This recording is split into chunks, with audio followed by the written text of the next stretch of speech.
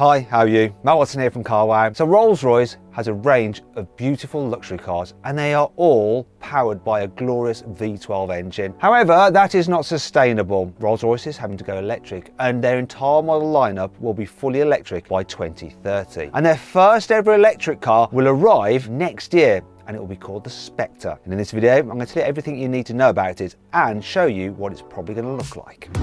Buy, sell, car. Wow. Back in 2011, Rolls-Royce flirted with an electric car. They built a prototype called the 102EX. For Rolls-Royce, EX stands for experimental and it's for their concept cars. The car was essentially a 2011 Phantom, but they took out the V12 engine at the front and they fitted some batteries in its place. And then at the rear, it appears they fitted 2 electric motors. Now, we can't be sure because Rolls-Royce didn't give full details on the car. They did say it was dual motor, but they didn't say the layout of it. Though the CGI does suggest that the electric car was rear-wheel drive like that generation of Phantom. Now combined, the electric motors put out 390 horsepower and the battery capacity was 71 kilowatt hours. Now both those numbers are quite low by today's electric car standards. The car obviously never went into production, it was just a test bed. Now this new car that they're building is far more advanced and it'll have a different layout. Rolls-Royce has released this teaser video of the forthcoming Spectre. Now if you look at it, you can see that it's not a 4-door like the Phantom, it's actually a 2-door like the Wraith. However, it's not based on the Wraith platform that's been converted to electric power.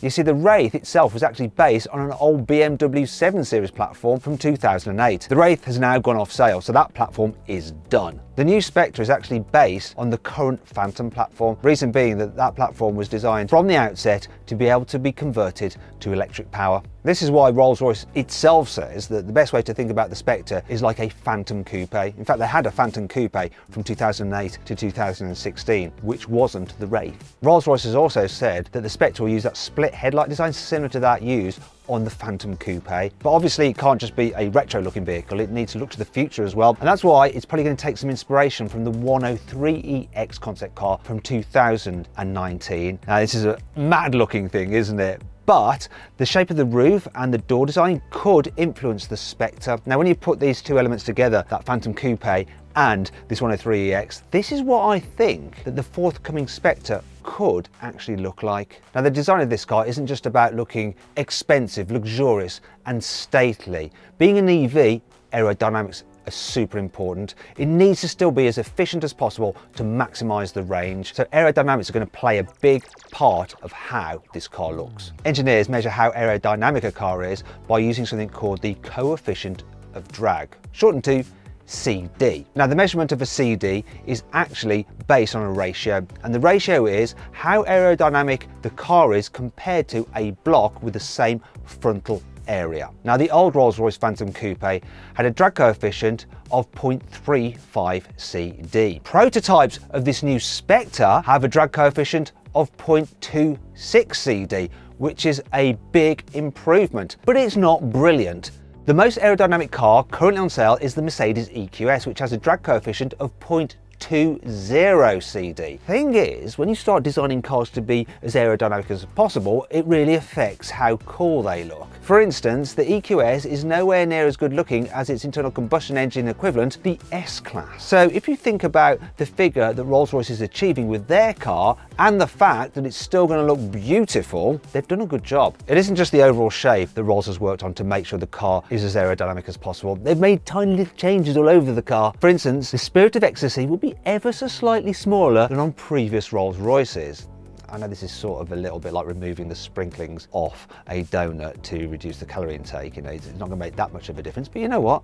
Every little helps. Now you might be thinking, why has an electric car got a grille? Well, Rolls-Royce's grille is famous. It's part of its brand identity, so it's not going to be losing that in a hurry. Now to also add a little bit of bling to it, they're very likely to make it illuminated, because illuminated grills are quite a big thing over at BMW, which of course is Rolls-Royce's parent company. For instance, the i7 has an illuminated grille. The XM has an illuminated grille. So you can bet your life that they're going to use an illuminated grille on this new Rolls-Royce. Rolls-Royce won't just stop at borrowing some of BMW's bling, it's most likely going to use some of its propulsion system as well. It's done this before. The Phantom's V12 engine is based on a BMW engine, as is the gearbox. And at the moment, BMW is cranking out loads of EVs. The i4, the i7, and there's more to come. So it makes sense that some of this technology will also be used by Rolls-Royce. One of the most obvious things to share is the battery pack. So Rolls-Royce has said that the battery pack for the Spectre will weigh about 700 kilos. I don't know why they just didn't say what the capacity is rather than the weight. I mean, what's that all about? I did a little bit of an investigation on the weight of the i7 and compared it to the normal 7 series. And based on maths, I think the battery in the i7 weighs approximately 700 kilos, which means it's most likely to be the same battery pack they put into the Rolls-Royce. The capacity of that is 102 kilowatt hours. The claimed range of the i7 is between 370 and 390 miles on a full charge. Now, as the Rolls-Royce is going to be heavier than that car, you know, because of all the animal hide and metal and wood trim, it's probably going to be heavier. As a result, the range will fall, but it should still be around the 350 mile mark. It makes sense that the Rolls-Royce Spectre uses the dual motors from the i7. Now combined, they put out 544 horsepower. However, there will be a higher performance version that comes out later, which produces 660 horsepower. Now, when you consider that the current V12 engine used in Rolls-Royces puts out 570 horsepower, you know that Rolls-Royce is going to want to make sure that their new electric car is more powerful than their current V12 offering. So it's probably going to have around 600 horsepower. Not only will Rolls-Royce want to make sure that this new Spectre is more powerful than the current Rolls-Royce lineup, they're going to want to make sure it's the quickest car they do.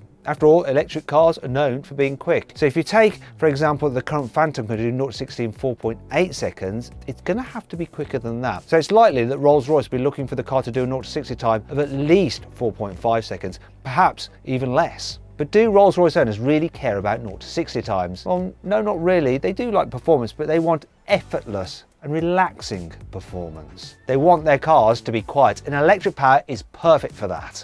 Also, a byproduct of making a car more slippery and aerodynamic, which you do for an electric car to make it more efficient, is that it reduces wind noise, makes it quieter. But Rolls-Royce are going beyond that. They've come up with a really clever way to make the Spectre super quiet. And it involves the battery. They're going to use that 700 kilogram pack to absorb noise from the tyres and the road.